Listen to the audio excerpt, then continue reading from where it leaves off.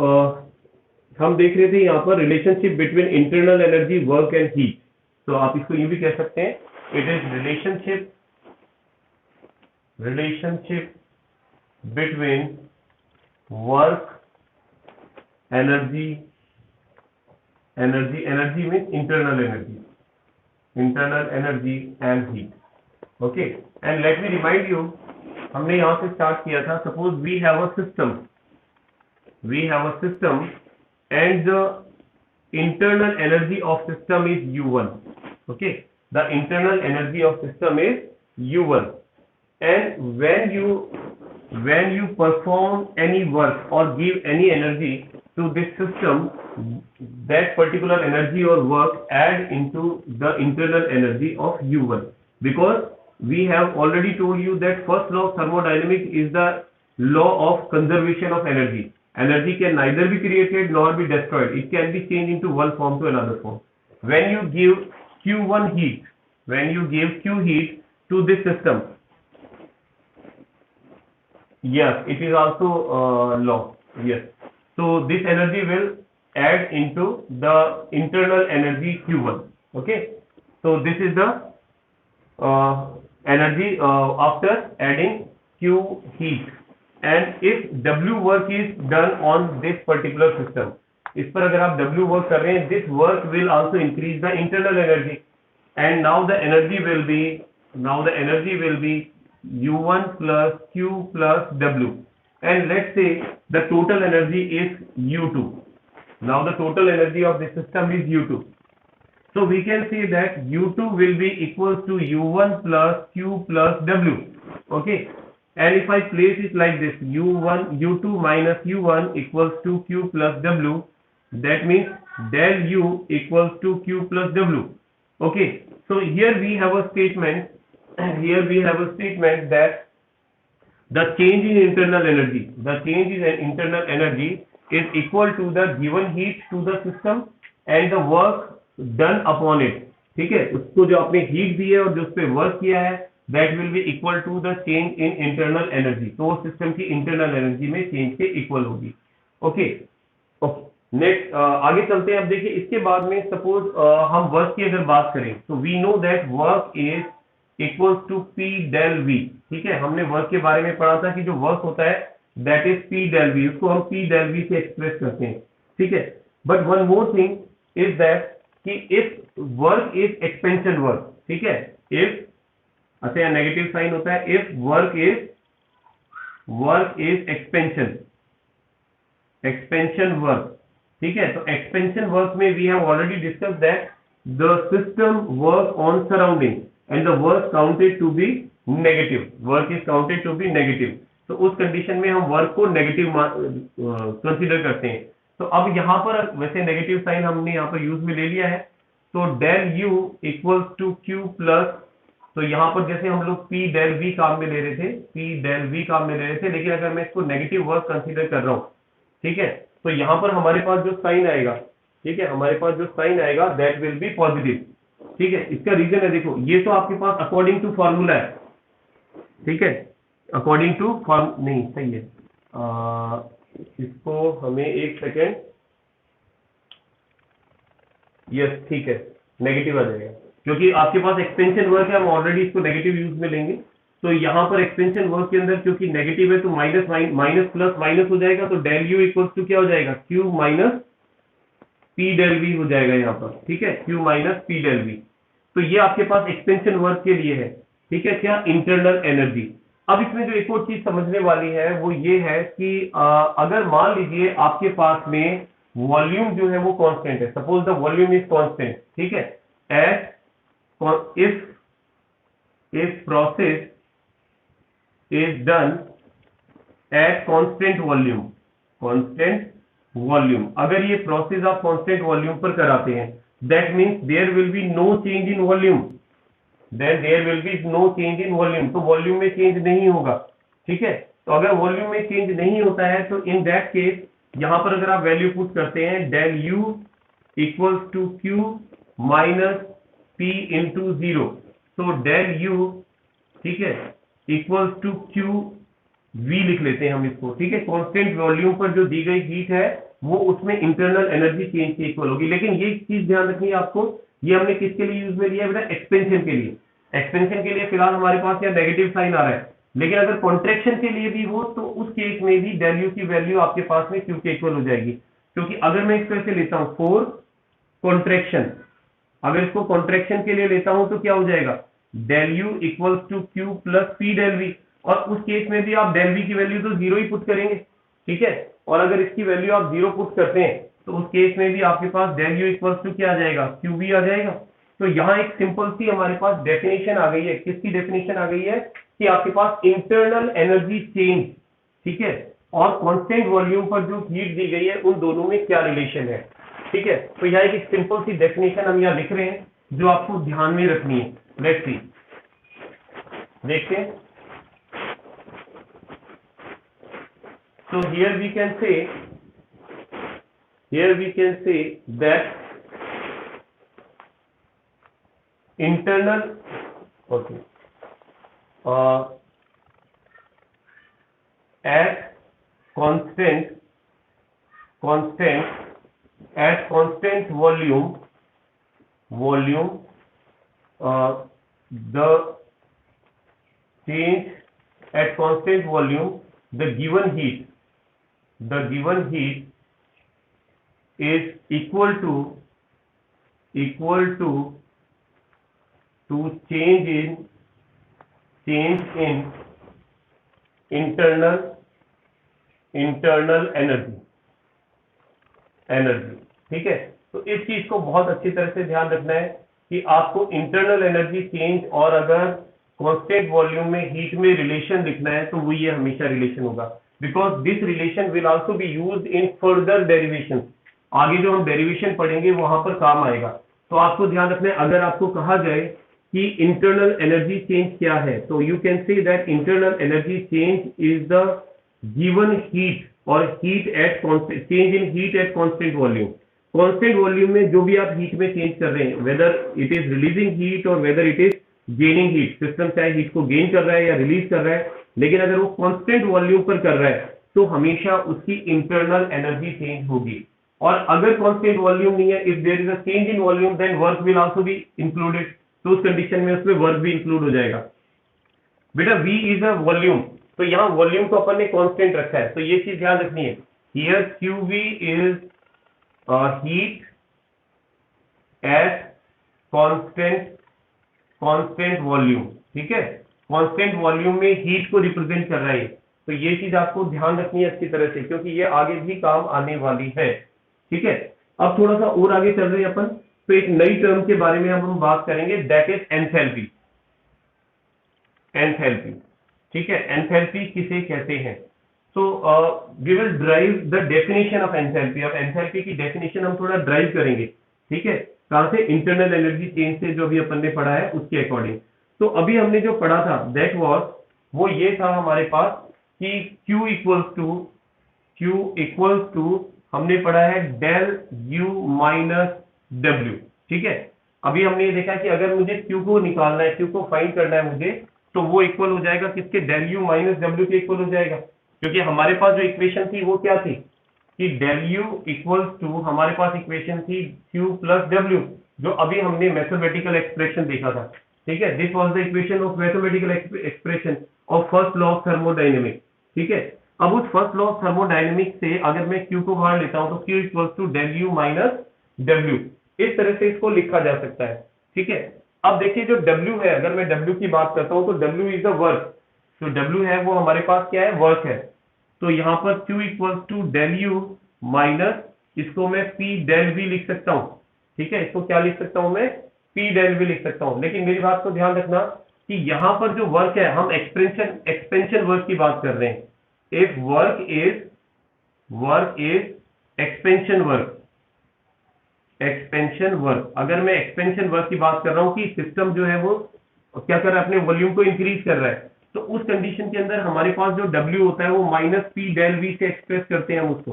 तो यहाँ पर अगर मैं नेगेटिव साइन लगाता हूँ, ठीक है, अगर मैं यहाँ नेगेटिव साइन लगाता हूँ तो Q will be del U plus P del V, इसको यूं लिखा जाएगा एक्सपेंशन वर्क के लिए, ठीक है। It will be written as. अब मेरी बात को ध्यान से सुने, कि यहाँ पर जो हमारे पास चेंज हो रहा है वो क्या क्या है। देखिए del U and del V, ठीक है। Del U means change in internal energy and del V is change in volume, ठीक है। एक तो इंटरनल एनर्जी चेंज है और एक वॉल्यूम में चेंज है। तो मैं कैसे लिख सकता हूँ, I can write it del U equals to U two minus U one, ठीक है। और डेल वी को मैं क्या लिख सकता हूँ, it can be written as V two minus V one, ऐसे लिखा जा सकता है इसको, ठीक है। अब हम क्या कर रहे हैं यहाँ पर आगे, ये वैल्यूज जो है इसको यहाँ पुट कर देता हूं मैं, लेट्स डू इट। तो we can write it Q equals to, ठीक है, U2 minus U1 then plus and P V2 minus V1, ठीक है। यहां तक लिख सकते हैं हम, यहां तक I think you don't have any problem. अब इसको आगे सॉल्व करें, P को मल्टीप्लाई कर दें आप, जो देखिए Q equals to U2 minus U1 plus PV2 and PV1, it can be written है, इस तरह से लिखा जा सकता है, ठीक है। अब यहाँ पर थोड़ा सा इनको रीअरेंज करेंगे हम, ठीक है, और रीअरेंज वापस से कर लेते हैं। U equals to, it can be written as Q equals to U2 and plus PV2, okay. And then इसको लिखा जा सकता है minus, it can be written as U1 और ब्रैकेट में ले रहा हूं मैं इसे, plus PV1, it can be written as, इस तरह से लिखा जा सकता है। अब मेरी बात को ध्यान से सुनना, देखिए U यहाँ पर क्या है, ये एक हमारे पास यहाँ ऊपर शो कर रहा हूं मैं, U जो है वो इंटरनल एनर्जी हमें पता है, ठीक है। तो ये एक स्टेट फंक्शन है, U एक स्टेट फंक्शन है, P एक स्टेट फंक्शन है, V एक स्टेट फंक्शन है। तो these all three are state function, state function. तो मुझे बताओ कि अगर इसको सॉल्व करके जो हम वैल्यू फाइंड करेंगे, इसको सॉल्व करके और इसको सॉल्व करके वो वैल्यू फाइंड करेंगे, तो वो भी हमारे पास में क्या होना चाहिए, एक स्टेट फंक्शन होना चाहिए, है ना। It should also be a state function. तो यहां पर हम एक कंसीडर करते हैं, इन तीनों की जगह एक स्टेट फंक्शन कंसीडर करते हैं, दैट इज कॉल्ड H, ठीक है। और क्योंकि ये 2 के लिए है तो मैं यहाँ पर 2 लिख रहा हूं माइनस, और यहाँ पर ये 1 के लिए है तो आई कैन राइट इट H1। तो इसका मतलब ये जो है आपके पास वैल्यू Q, ये इसके इक्वल होगी H2 माइनस H1। और अगर मैं H2 में से H1 को सब्ट्रैक्ट करता हूं तो डेल H आ जाएगा वैल्यू हमारे पास, ठीक है, डेल H आ जाएगा। अब मेरी बात को ध्यान देना बेटा, बहुत इंपॉर्टेंट बात है ये, ठीक है, कि ये जो हम वैल्यू देख रहे हैं यहाँ पर क्या चीज कांस्टेंट है, क्या U कांस्टेंट है, नहीं। क्या V कांस्टेंट है, नहीं। क्या P कांस्टेंट है, यस। तो यहां पर ध्यान रखना, ये क्या है, एट कांस्टेंट प्रेशर, ठीक है। तो कांस्टेंट प्रेशर पर हमने एक नया स्टेट फंक्शन यूज में ले लिया जो Q के इक्वल है, ठीक है। तो यानी Q क्या है हमारे पास, कांस्टेंट प्रेशर पर हीट है, Q क्या है, कांस्टेंट प्रेशर पर हीट है।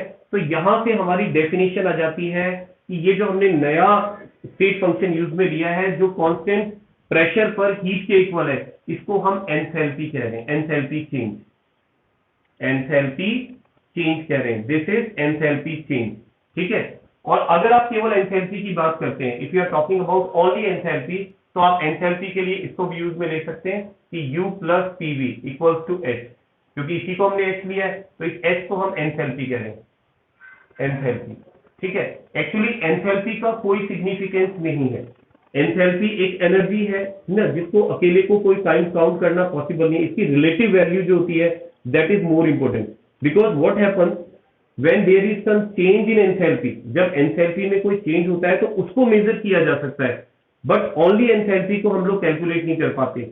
जैसे for example if any reaction is performing, so you cannot tell how much energy is there in a reactant, but when reactant change into product, by changing, by releasing energy or by gaining energy, we can find that how much energy it has gained and how much energy it has released.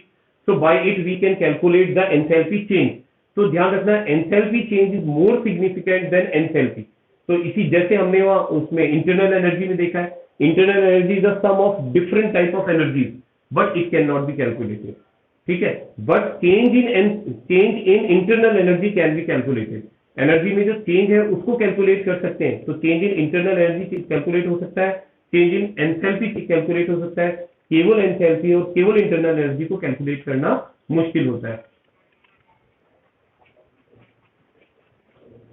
Percentage में नहीं बेटा, only मैंने कहा ना कि you can calculate the internal energy change, but you cannot calculate the only internal energy. So because internal energy is the sum of many type of energy which are responsible for energy in your body in any system. तो उसमें nuclear energy, electronic energy, kinetic energy, potential energy, बहुत सारी energy का सम है. But उनमें जब change आता है ना तो वो कैलकुलेट होना आसान है, बट पर्टिकुलर एब्सोल्यूट वैल्यू उसकी फाइंड करना मुश्किल है, उसको फाइंड नहीं किया जाता. इसलिए हम लोग केमिस्ट्री में भी, थर्मोडाइनेमिक में हम हमेशा इंटरनल एनर्जी चेंज की बात करते हैं, हम हमेशा एंथैल्पी चेंज की बात करते हैं, हम केवल एंथैल्पी या केवल इंटरनल एनर्जी की बात नहीं करते हैं. ठीक है, तो यहाँ अब एक डेफिनेशन आ गई है हमारे पास, बहुत इंपॉर्टेंट डेफिनेशन है. ठीक है, अगर आपको कहा जाए कि इंटरनल एनर्जी किसे एंथैल्पी चेंज किसे कहते हैं, व्हाट इज एंथैल्पी चेंज, सो आप कह सकते हैं कि the heat of a system eight constant pressure. ठीक है, पी लगाया ना मैंने, eight constant pressure. Constant pressure पर जो हीट है किसी भी सिस्टम की, वही उसकी एंथैल्पी है, एंथैल्पी चेंज के इक्वल है. तो एक बार मैं इसको यहाँ लिख रहा हूँ, इसके जस्ट नीचे इसको रफ कर देता हूँ एक बार. Okay, just a minute. So हमने जब एक रिलेशन एस्टेब्लिश किया है, उस रिलेशन के अकॉर्डिंग अगर हम देखते हैं, so we have use this definition for it कि at constant pressure the heat of a system, the change in heat of a system is equal to enthalpy change. तो वो एंथैल्पी चेंज के equal होता है. So here QP equals to del H. ठीक है, तो ये दोनों रिलेशन बहुत इंपॉर्टेंट है बेटा, एक जो हमने ऊपर देखा है और एक यहाँ पर देखा है. ठीक है, इसको अपोजिट वैसे भी लिख सकते हैं आप. तो ये चीज ध्यान रखनी है, दो, एक तो Q हमने UV देखा है और एक QP देखा है. ठीक है, तो QV तो किसको रिप्रेजेंट करता है, Q रिप्रेजेंट करता है कांस्टेंट वॉल्यूम पर हीट. ठीक है, और कांस्टेंट प्रेशर पर हीट. अब सुनना मेरी बात, कांस्टेंट वॉल्यूम पर जितनी हीट है किसी सिस्टम में, वो उसकी एंथैल्पी है. अगर आप उसको चेंज करेंगे तो आप बोलेंगे एंथैल्पी चेंज हो रहा है. अगर ये हीट चेंज हो रही है कांस्टेंट वॉल्यूम पर, तो एंथैल्पी चेंज हो रहा है. ठीक है, और कांस्टेंट प्रेशर पर अगर हीट चेंज हो रही है तो वो उसकी प्रेशर जो है वो एंथैल्पी है, और वॉल्यूम जो है वो इंटरनल एनर्जी है. तो ये चीज ध्यान रखनी है आपको. ठीक है, तो ये दोनों चीजें जो मैंने बताई है, दोनों रिलेशन ध्यान रखने हैं, क्योंकि ये दोनों रिलेशन वापस से काम में आएंगे. ठीक है, these two relation we will study in detail in further derivations. आगे की डेरिवेशन में इनके बारे में हम बात करेंगे. ठीक है, so I think it is clear to you. Constant volume पर क्या है बेटा, कांस्टेंट वॉल्यूम पर है आपके पास इंटरनल एनर्जी, और कांस्टेंट प्रेशर पर है आपके पास एंथैल्पी.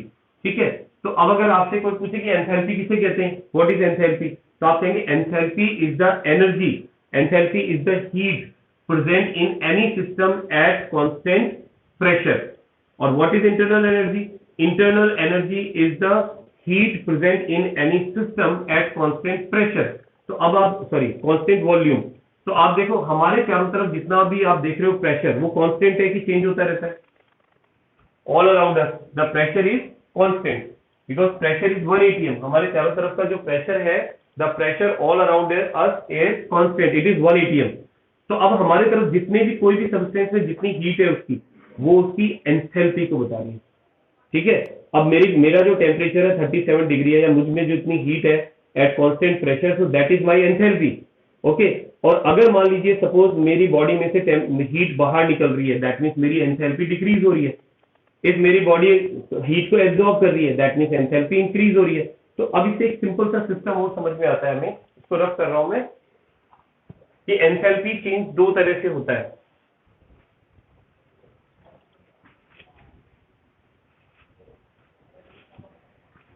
ठीक है, सपोज अगर हम बात कर रहे हैं एंथैल्पी चेंज,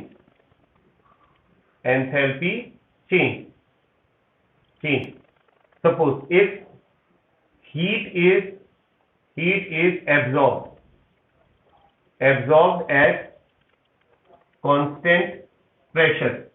अगर कांस्टेंट प्रेशर पर हीट को एब्जॉर्ब किया जा रहा है. ठीक है, if heat is being absorbed eight constant pressure, तो इन दैट केस क्या होगा, तो हमें पता है कि Q P की जो वैल्यू है वो आपके पास पॉजिटिव, दैट मीन्स इंक्रीज होगी। ठीक है, तो डेफिनेटली जो डेल एच की वैल्यू है वो भी क्या होगी, पॉजिटिव होगी। हम यह कह सकते हैं डेल एच की वैल्यू इंक्रीज होगी। ठीक है, और अगर हम देखते हैं इफ हीट इज रिलीज, अगर हीट को रिलीज कर दिया गया एट कांस्टेंट प्रेशर पर हीट को रिलीज कर दिया गया, that means Q P equals to negative. अगर हीट बाहर निकल रही है, हीट कम हो रही है, तो डेफिनेटली क्यूपी पर जो हीट है वो डिक्रीज हो रही है। तो उस कंडीशन में डेफिनेटली हमारे पास जो डेल एच की वैल्यू है वो भी क्या होगी, डिक्रीज होगी। तो ये चीज क्लियर है बेटा। तो जो अभी से हम ना एक्सोथर्मिक और एंडोथर्मिक रिएक्शन को भी देख सकते हैं। अगर हमारे पास में कोई रिएक्शन जिसमें एब्जॉर्ब हो रही है, दैट मीन्स एंडोथर्मिक रिएक्शन। अगर कोई एंडोथर्मिक रिएक्शन है, तो in case of endothermic reaction the value of del H बिल्कुल एंडो में बेटा इंक्रीज होगी। Endo means heat is being absorb. अगर हीट एब्जॉर्ब हो रही है तो आपके पास क्यू की वैल्यू तो इंक्रीज होगी ना। भाई क्यू क्या है, हीट ऑफ ए सब्सटेंस। तो सब्सटेंस की हीट अगर एंडोथर्मिक है तो एब्जॉर्ब होगी, तो इसलिए डेल एच की वैल्यू पॉजिटिव। और अगर हम बात कर रहे हैं अगर हीट रिलीज हो रही है, that means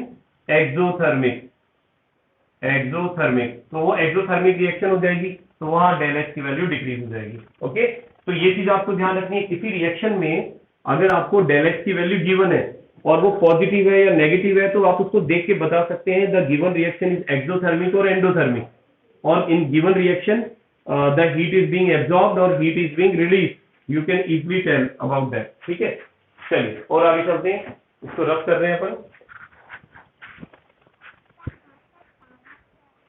Yes, what are you saying बेटा, repeat.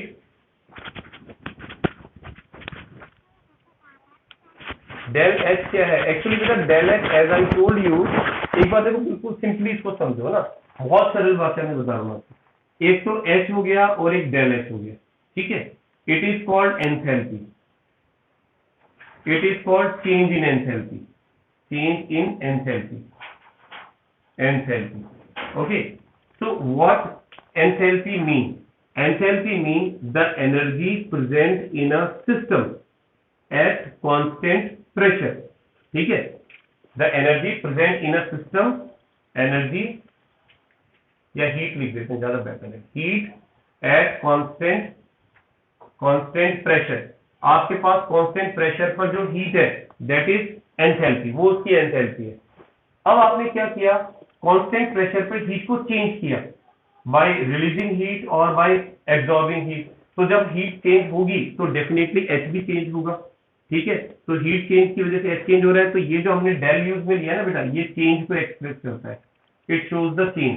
तो जहां पर भी आपको डेल लगा हुआ दिख गया, दैट मींस वहां चेंज शो कर रहा है, तो चेंज इन एंथैल्पी। ओके, तो गॉट इट बेटा, इज इट क्लियर? ओके, चलिए आगे बढ़ते हैं।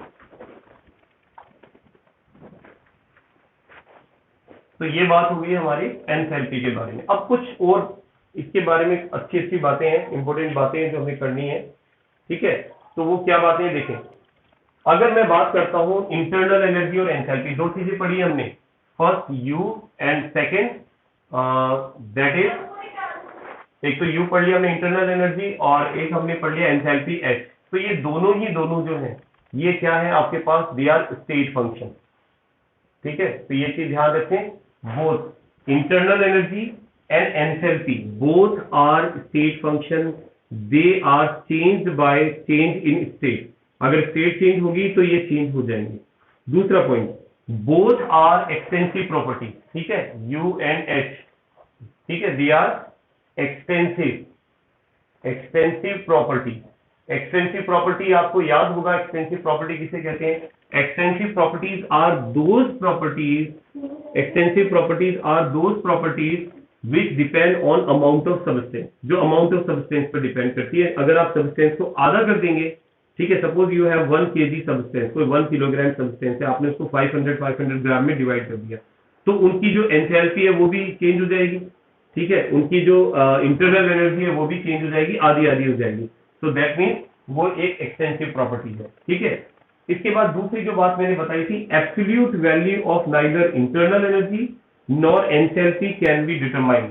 ठीक है, तो यहां पर ध्यान रखें कि absolute value of H and you can not be determined. ठीक है, इनकी एब्सोल्यूट वैल्यू को फाइंड नहीं किया जाता है। ठीक है, इनकी चेंज को फाइंड किया जाता है कि how enthalpy is change, how internal energy is change, but कितनी इसमें इंटरनल एनर्जी है, कितनी एंथैल्पी है, वो चीज हम लोग फाइंड नहीं करते हैं।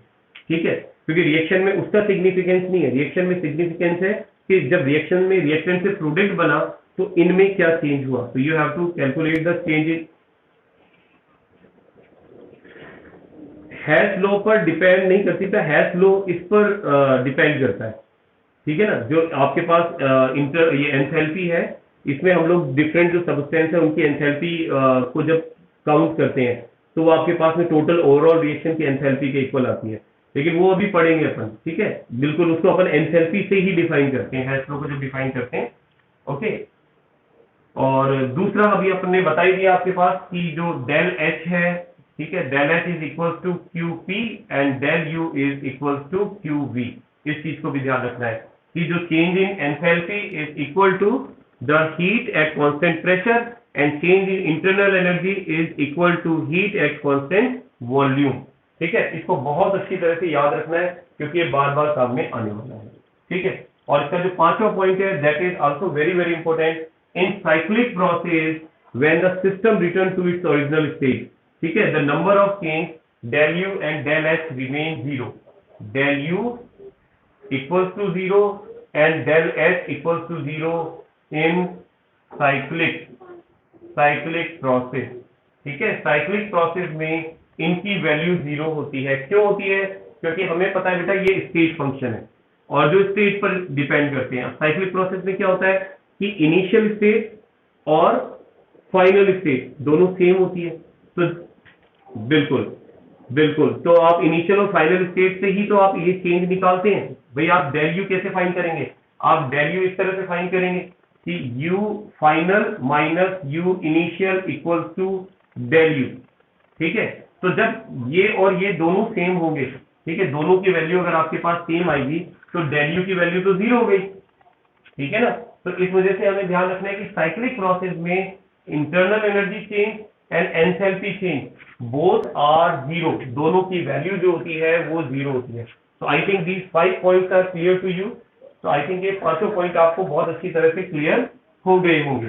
ठीक है, इसके बाद में एक और हम देखेंगे यहाँ पर relation between enthalpy and gas constant, that is very very important. और ये जो है ना बेटा कॉम्पिटिशन एग्जाम में बहुत आता है, इसमें से क्वेश्चन पूछा जाता है। ठीक है, तो एक बार ये रिलेशन और देख लेते हैं किस तरह से एस्टैब्लिश करेंगे इसे। बहुत बढ़िया क्वेश्चन मिलता है इसमें। Yes, so let's see relation between enthalpy and gas constant. Relation between enthalpy and gas constant. ठीक है, एंथैल्पी और गैस कांस्टेंट के बीच में रिलेशन की बात कर रहे हैं हम। ठीक है, तो अब देखिए हमने जो इक्वेशन देखी थी, जो इनमें रिलेशन है डेल एच डेल यू और पी इसमें वर्क के अंदर, तो वो रिलेशन ये है कि at constant pressure we have studied that at constant pressure del U equals to del H. Okay, एक सेकेंड, इसको डेल एच चले लूंगा। Del H equals to del U and plus P del V. ठीक है, तो ये हमारे पास में एक सिंपल सा रिलेशन है। ठीक है, जो किसके बीच में हमारे पास में एंथैल्पी, इंटरनल एनर्जी और पी डेल वी के बीच में। अब मेरी बात को ध्यान से समझना। अब देखिए अगर हम यहाँ कंसीडर करते हैं कि हमारे पास में जो V है ये चेंज होता जा रहा है। ठीक है, V हमारा जो है बार बार चेंज, मतलब V2 से V1 इस तरह से चेंज हो रहा है। तो इसको हम यूं लिख सकते हैं कि del H equals to del U plus P V2 minus V1। ठीक है, थोड़ा मल्टीप्लाई कर ले, del H equals to del U plus P V2 minus P V1। Okay, अब आपको ध्यान होगा आपने गैस लॉ पढ़ा था, ठीक है, आइडियल गैस इक्वेशन पढ़ी थी। उस आइडियल गैस इक्वेशन में आपने पढ़ा था कि पीवी इक्वल्स टू एनआरटी होता है, पीवी इक्वल्स टू एनआरटी होता है, ठीक है, फ्रॉम गैस लॉ, ठीक है, ideal gas equation, ideal gas equation, उस आइडियल गैस इक्वेशन में आपने इस चीज को पढ़ा था। अब यहां पर जो हमें ध्यान देना है कि अगर मान लीजिए आपके पास में कांस्टेंट प्रेशर पर आपके पास नंबर ऑफ मोल्स अलग अलग है गैसेस के, ठीक है, एट कांस्टेंट प्रेशर, ठीक है, कांस्टेंट प्रेशर पर अगर आपके पास में गैस के मोल्स अलग अलग हैं तो उस कंडीशन में आप PV1 इक्वल्स टू N1RT लिख सकते हैं, ठीक है। भाई प्रेशर को तो कांस्टेंट रख रहा हूं मैं, लेकिन मैंने वॉल्यूम को कांस्टेंट नहीं रखा है, ठीक है, वॉल्यूम चेंजेबल है यहाँ पर, और यहाँ N1 आपके पास गैस के मोल्स हैं। तो सिमिलरली PV2 किसके इक्वल हो जाएगा बेटा, N2RT के इक्वल हो जाएगा। टेम्परेचर भी कांस्टेंट है, eight constant pressure and temperature को भी कांस्टेंट रख रहे हैं। तो ये दो वैल्यू अगर मैं यहाँ पुट करता हूं तो देखिए क्या आता है, del H equals to del U plus, तो यहां पर मैं लिख सकता हूं N2RT माइनस N1RT, ठीक है, then del H equals to del U plus N, इसको कॉमन ले लेते हैं अपन, N2 माइनस N1RT, ठीक है, और यहां इसको लिख सकते हैं del H equals to del U plus, और इसको डेल एन किसी गैसियस के लिए है RT। तो ये एक इक्वेशन बन गई, ठीक है। इस इक्वेशन में आपने क्या किया, यहाँ रिलेशन एस्टेब्लिश कर दिया है एंथैल्पी और गैस कांस्टेंट के बीच में। तो यहाँ ये एंथैल्पी है और ये R आपके पास में गैस कांस्टेंट है। इसकी यूटिलिटी क्या है, एक्चुअली इसकी यूटिलिटी ये है बेटा, इसका यूज किया जाता है, आपको कोई रिएक्शन दे दी जाती है और उस रिएक्शन में आपको पूछा जाता है कि आप उस रिएक्शन के लिए डेल एच और डेल यू में रिलेशन बताएं क्या होगा, ठीक है। तो इनमें रिलेशन आपसे कई बार क्वेश्चन के अंदर पूछ लिया जाता है। चलिए देखते हैं कि क्वेश्चन कैसे पूछा जाएगा, ठीक है। इसके एक्चुअल क्वेश्चन देख रहे हैं अपन रिलेशन, इस इक्वेशन को यूज में लेकर के। हाँ बोलिए बेटा। यस, डेल एन जी का मतलब है बेटा, एन मतलब है नंबर ऑफ मोल्स, ठीक है, और डेल मतलब है चेंज, ठीक है। तो यहाँ डेल एन कैसे फाइंड करेंगे आप, मैं बता देता हूँ। Del N number of moles है, तो इसको अगर आपको फाइंड करना है तो यहाँ पर प्रोडक्ट के नंबर ऑफ मोल्स, ठीक है, प्रोडक्ट के number of moles minus reactant के नंबर ऑफ मोल्स आर, ठीक है। इस तरह से इसको फाइंड करेंगे आप कि number of moles of product में से अगर number of moles of reactant को आप सब्ट्रैक्ट करते हैं तो आपके पास जो आता है that is called del N G, ठीक है। गैसियस फॉर्म में नंबर ऑफ मोल्स को एक्सप्रेस कर रहे हैं। तो यहाँ पर मैं इसलिए इसका एक एग्जांपल ले रहा हूँ ताकि आपको ये क्लियर हो जाए इसका इंप्लीमेंटेशन किस तरह से किया जाता है। ओके, तो लेट्स हैव एन एग्जांपल। चलिए, तो एक एग्जांपल ले रहे हैं हम यहाँ पर। तो comparison of the value of H and you. देखिए आपको कहा गया comparison of value of H and you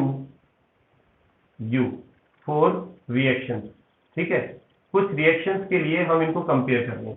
first reaction आपको दी गई है that is H2 gaseous form, I2 gaseous form changes into 2HI gaseous form, ठीक है। और इसके लिए आपको फाइंड करना है कि H में और U में क्या रिलेशन होगा।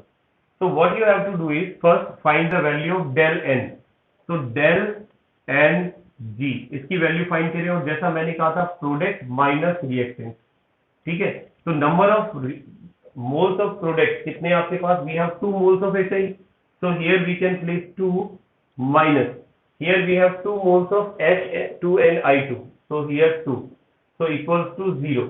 तो इसकी वैल्यू आपके पास 0 आ रही है। अब ये वैल्यू इस फॉर्मूला में पुट करना है हमें, del H equals to del U plus del N G R T.